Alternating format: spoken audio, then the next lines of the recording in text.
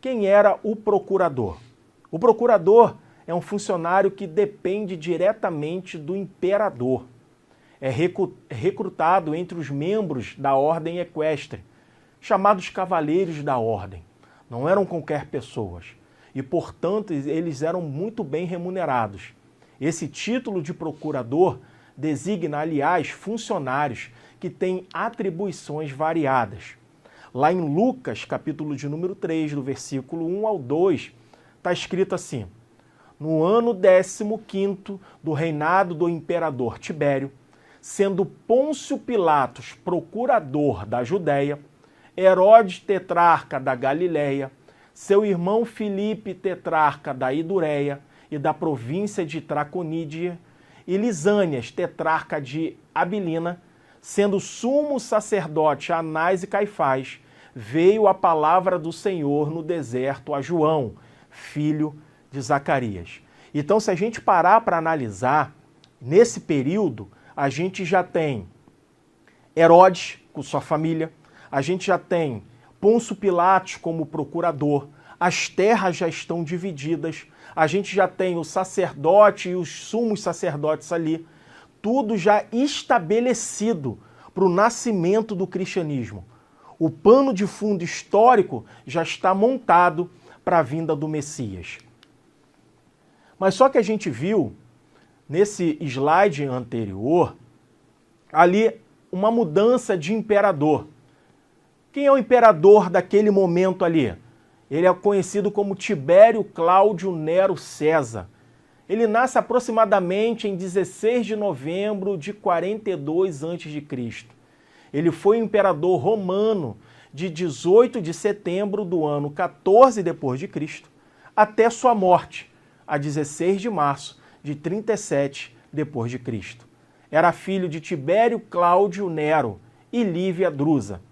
Foi o segundo imperador de Roma, pertencente à dinastia Júlio-Claudiana, sucedendo ao padrasto Augusto. Foi durante o seu reinado que na província romana da Judéia que Jesus foi crucificado. Então, no período ali do ministério de Jesus, da crucificação de Jesus, o imperador romano que está ali no poder é Tibério Cláudio Nero César. Mas continuamos com a questão dos procuradores. Quem são esses procuradores? Quais suas competências? A competência essencial incluída em suas diversas funções estava o ius gladi, que era a imposição da pena de morte. Porém, somente os cidadãos romanos podiam recorrer de sua sentença, apelando ao imperador a sua revogação. Então a gente compreende que naquela época os procuradores eles podiam colocar a imposição sobre alguém que pena? A pena de morte. É esse procurador que vai colocar a pena de morte sobre o Messias prometido, sobre Cristo.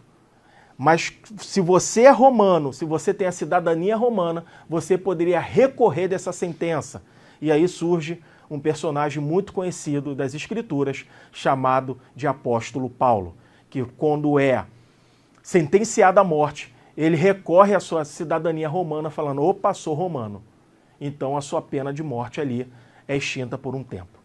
Outra competência jurídica que aparecia na época era a autoridade jurídica judaica, reconhecida pela autoridade romana. Mas sempre que entrava interesses escusos do império, esse caso ficava restrito ao próprio tribunal do imperador, em geral crimes políticos. Por quê?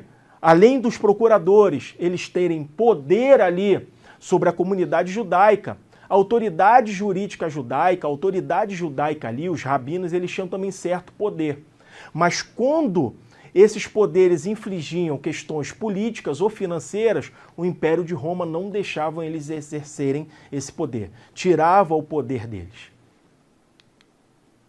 O procurador, como todo governador provincial, ele é um representante direto do imperador. Então, quando um procurador ele está ali numa terra exercendo a sua autoridade, ele é a figura do imperador ali local e reúne, portanto, em suas mãos os poderes civis, militares e judiciários. A esse respeito, muito se tem discutido para saber se só o procurador tinha o direito de condenar à morte, ou se os judeus também tinham essa possibilidade. Por quê? Vemos com efeito que os judeus pedem a Pilatos a condenação de Jesus, argumentando sobre a interdição que lhes é feita de pronunciar a sentença de morte. Porque a gente entende que se eles ali, a cúpula judaica, tivesse o poder sobre a sua mão de sentenciar um outro judeu à morte, logo eles teriam feito.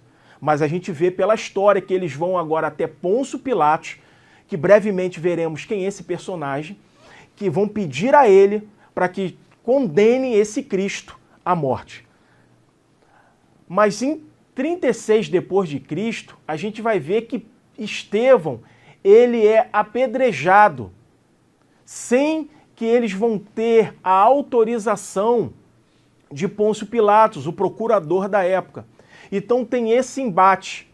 Se somente os procuradores sentenciavam a pena de morte, ou se por, de repente, algum tempo, o povo judeu, a cúpula judaica, também agora tem a detenção desse poder de sentenciar a pena de morte. Porque nessa visão de Estevão sendo apedrejado, a gente vê que eles não vão pedir autorização ao procurador. Há dois modos de explicar esses testemunhos aparentemente contraditórios. Ou no ano 36 depois de Cristo, os poderes do procurador tinham sido momentaneamente reduzidos, ou, o que é mais plausível, trata-se aí de um acerto de contas, sem verdadeiro processo, ao qual as autoridades romanas não quiseram ou não puderam se opor na questão do apedrejamento de Estevão. A função central do procurador, além da administração de tropas e o exercício judicial, era da administração de recursos econômicos. Dois tipos de impostos rodavam na Palestina, imposta pelo Império Romano.